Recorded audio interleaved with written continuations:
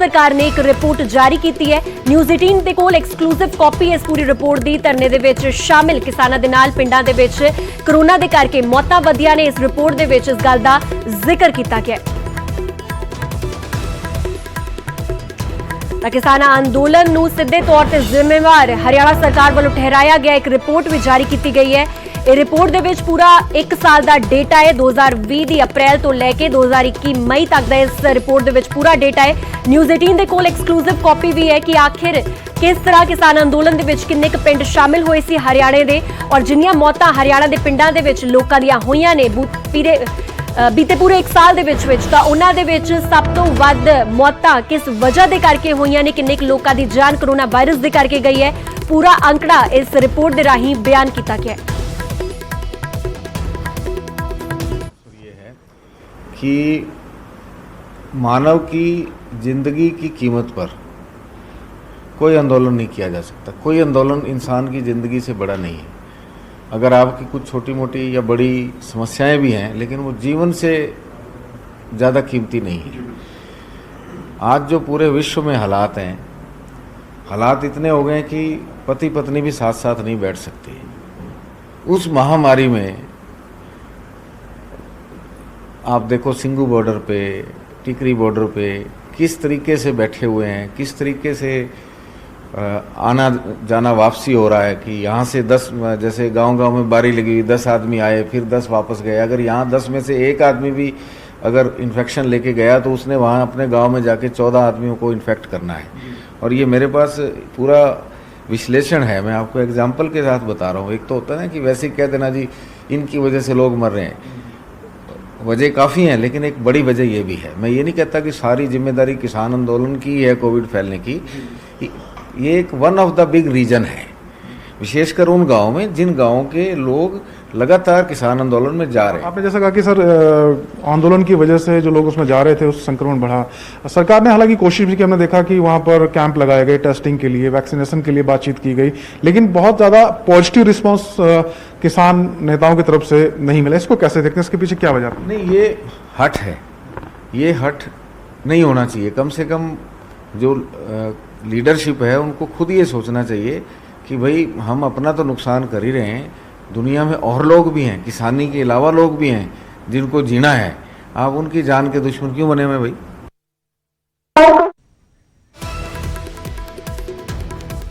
इस पूरी खबर ते होर गलबात करने वास्ते साडे नाल खुद किसान आगू हरमीत कादिया जुड़ चुके ने। कादिया साहब बहुत बहुत स्वागत न्यूज़ 18 पंजाब ते। कादिया साहब, हरियाणा सरकार वालों एक रिपोर्ट जारी की गई है कि किसान अंदोलन दे करके पिंडां दे विच कोरोना वायरस दे आंकड़े बहुत ज्यादा वधे ने। खास करके पिंडां च जो लोग किसान अंदोलन तो बाद वापस जा रहे ने उन्हां दे करके केसेस दे विच इजाफा भी होया और मौत दर भी वधी है। की कहना है तुहाडा इस पूरी खबर ते?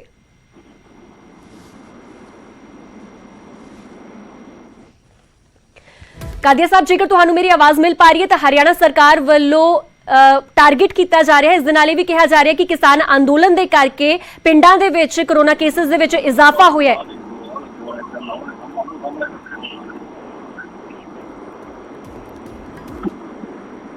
हेलो कादिया साहब, तुहानू मेरी आवाज मिल पा रही है?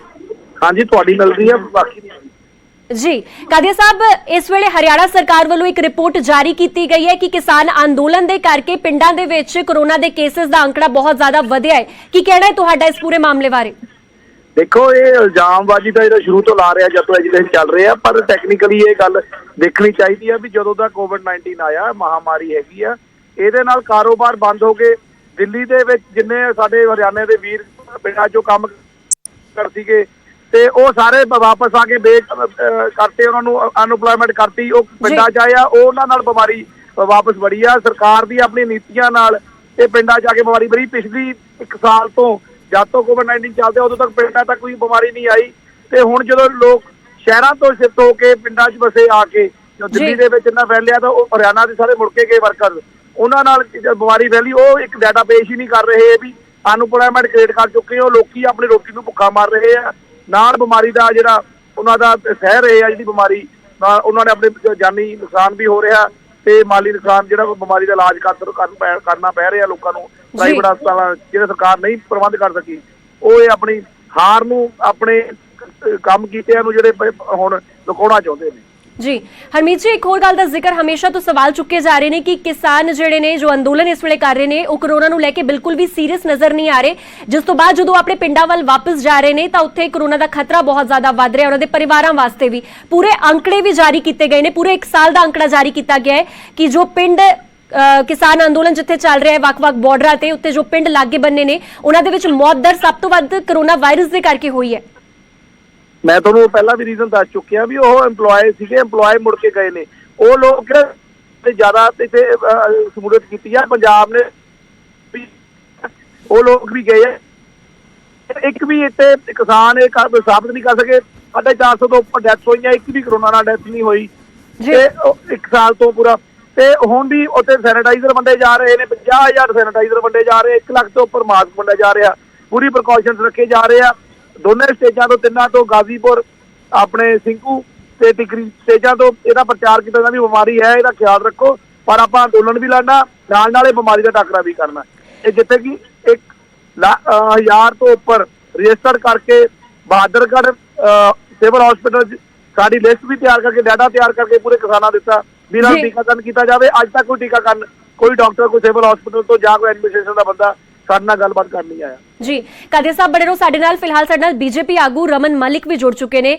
ਮਲਿਕ ਸਾਹਿਬ ਸਵਾਗਤ ਹੈ ਨਿਊਜ਼ 18 ਪੰਜਾਬ ਤੇ।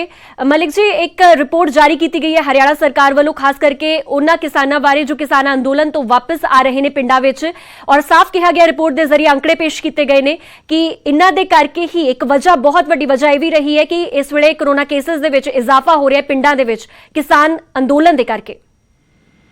देखिए, ये तो एक बिल्कुल प्रशस्त चीज है, सत्यापित चीज है। उसकी वजह ये बता देता हूँ, क्योंकि पंजाब के बाजवा जी जो मिनिस्टर हैं, उन्होंने भी बहुत क्लियरली ये बोला है कि पंजाब के गांवों के अंदर भी कोरोना फैलने का सबसे बड़ा कारण यही है।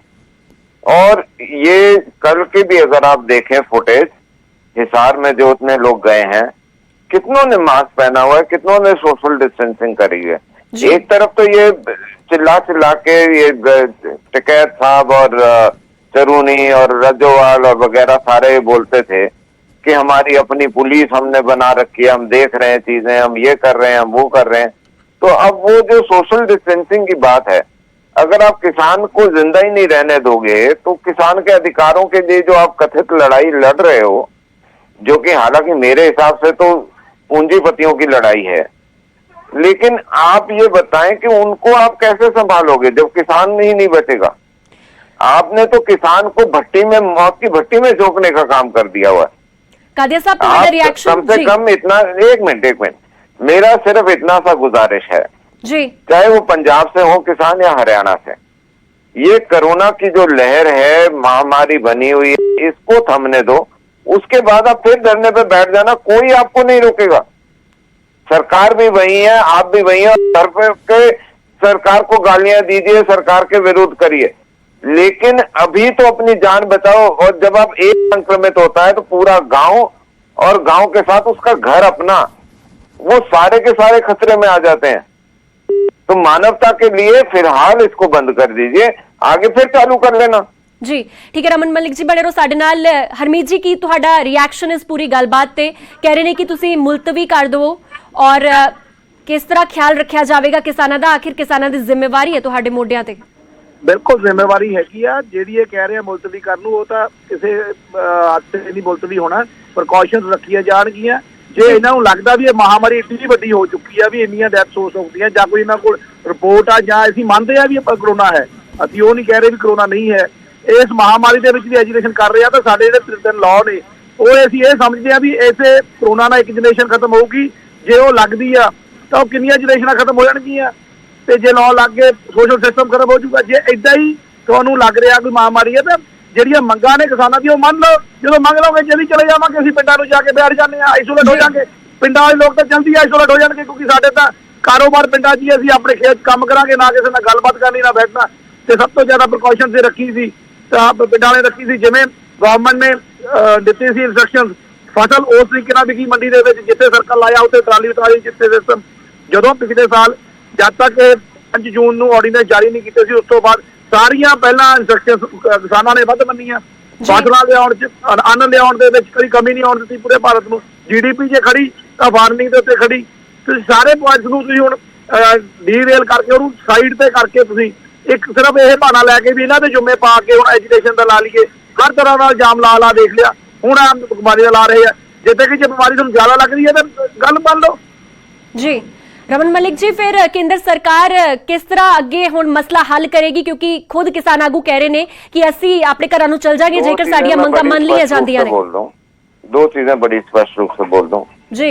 जो इनके संशोधन है उनके ऊपर हम विचार करने को आज भी तैयार हैं। जितनों पे हम मान चुके हैं वो हम मान चुके हैं।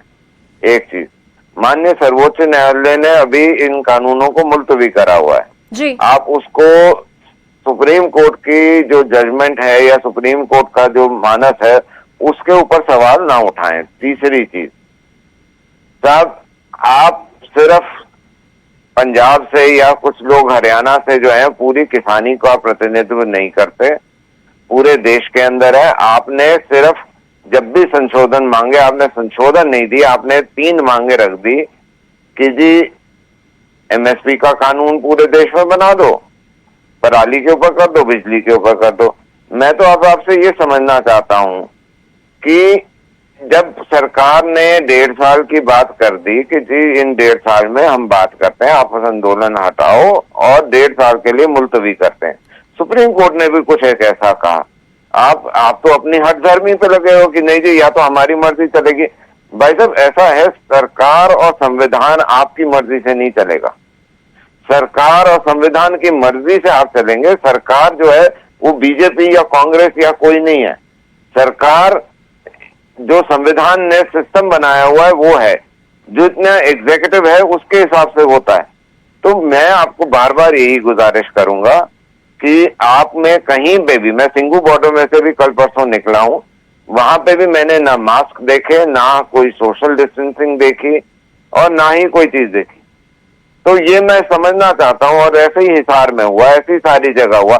आप तो जो पेंडेमिक एक्ट लगा हुआ है, मैं ये पूछना चाहता हूं पंजाब सरकार से कि एक भी जगह पंजाब सरकार का, मैं जब गुड़गांव से अमृतसर गया हूं, मेरे पास था कोरोना का ट्रैवलिंग पास भी था और कोरोना के इंजेक्शन लगाए हुए की सर्टिफिकेट भी था।